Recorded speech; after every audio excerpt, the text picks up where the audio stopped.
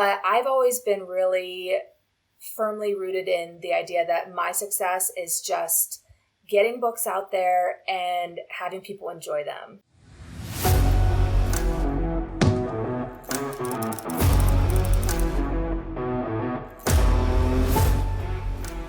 Welcome to Modern Publishing. I'm Victoria, author, editor, and the owner of Blue Pen, and today I am on with Jen Craven. I definitely wanted to ask you about that because I know that's terminology that a lot of people probably have questions about. Yes, it can be very confusing.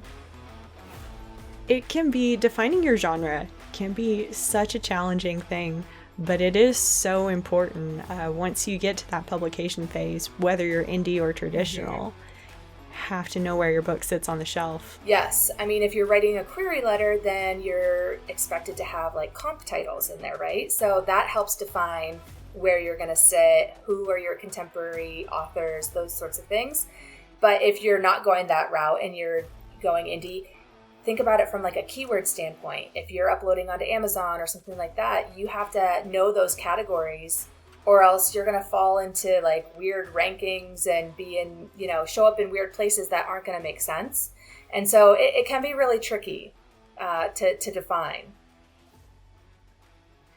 Yeah, it's also really important when you are talking about cover design too, to have a cover that accurately represents your genre. Oh, yes. I mean, genres have very distinct cover design sort of, I don't want to say like templates, but I don't know, things that readers have come to expect from certain genres because they're easily identifiable. If you're in a crowded bookstore, you can see something really quick and say like, oh, that's definitely a rom-com, or oh, that's definitely a thriller. It could be font choice, color choice, just all the sorts of design elements. And so, yes, definitely studying other covers from your genre can help figure out like what you want yours to look like.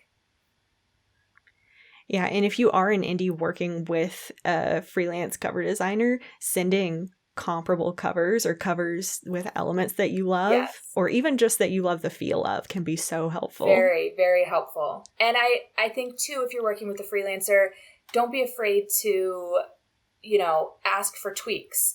Maybe even up front when you're negotiating or before you sign with someone, you could say like, do you do revisions? How many revisions do you do or do you include?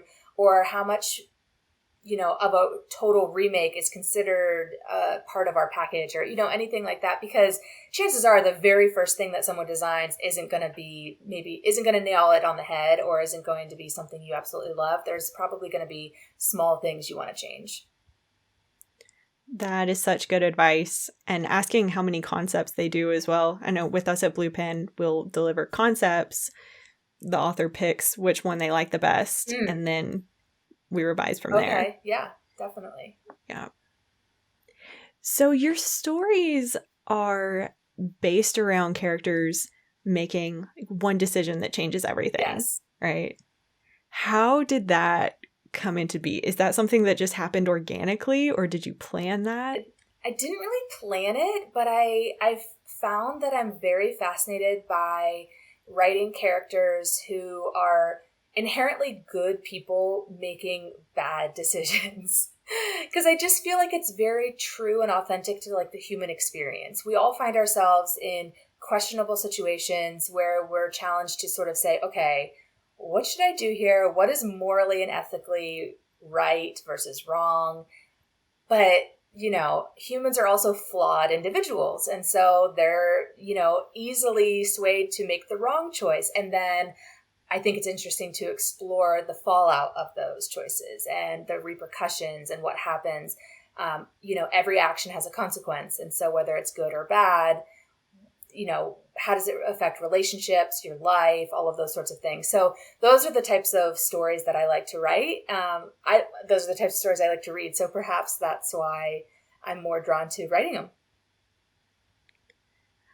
I feel like some of the most engaging stories are the ones where, you love the protagonist, but they just keep doing dumb things. Yes. And you just want to kind of grab them and shake them. Absolutely. And I have met with several book clubs after my latest release. And a lot of the readers say the same thing, the exact same thing. They're like, I wanted to shake her. Or they're just like, I couldn't believe that. Why would she do that? And that's great, like conversation starters. That's what gets readers like really buzzing about a book and telling other people like, oh my gosh, you should read this book. So a lot of word of mouth can help spread. With your books being so kind of perfect for book clubs, do you include discussion questions at the end? Yeah, I did with my last one. On my website, you can find book club discussions, and otherwise, I've met with a lot who didn't see the discussions or the questions in advance, and we just kind of, there's never a shortage of conversation because they're always eager to discuss the characters and the plot and what happens and all of that kind of stuff. But it's really fun. But for my next one, I am including another set of discussion questions because I just think it's a really great starting point for anyone who finishes the book and just is dying to talk about it with someone. That's so much fun. I feel like building that community around books, as readers and as authors is such a great thing. So, how have your personal goals changed throughout your career? I know we've talked, about your route, your publishing route. This can be either publishing or, your craft. Sure. I think that one thing I always try to say to other writers is that your goals should always just align with you and not with other people. And I guess that comes back to like comparison. And it's so easy to find yourself comparing yourself to someone else and their successes and, all of that kind of stuff. It's easy to get trapped into that. But I've always been really firmly rooted in the idea that my success is just getting books out there and having people enjoy them. I try not to focus on the number of books sold, the number of readers, the number of reviews. It can turn into a numbers game. And I get that that's obviously important for like the business of publishing. There's certainly merit to that. But if you get too wrapped up into that, then it can kind of steal a lot of the joy away from the actual writing for me. And so really, I just get excited about writing new stories and hearing from people who have read it and enjoyed it. So for me, those are always my goals. When you're writing, do you have in your head kind of an idea of who you're writing for? I think a lot about book clubs. I think a lot about like a group of ladies sitting together and it's juicy and it's gossipy and it's page turning and they're like, oh my gosh, have you gotten to page whatever yet? Those are the types of readers that I'm usually writing towards. The ones who are message me and say like, I stayed up way late trying because I needed to finish this book or, and that kind of stuff. The ones who like something that has a good twist and a forward moving plot, something that's going to keep them turning the pages. Do you think that helps your writing process to have that in your mind? I would say yes, because it does help me kind of craft chapters that have some foreshadowing or cliffhangers at the end, because I know then the reader's going to want to keep going. So I try to kind of work those in, knowing that that's what the readers like. Has your actual writing process changed over time?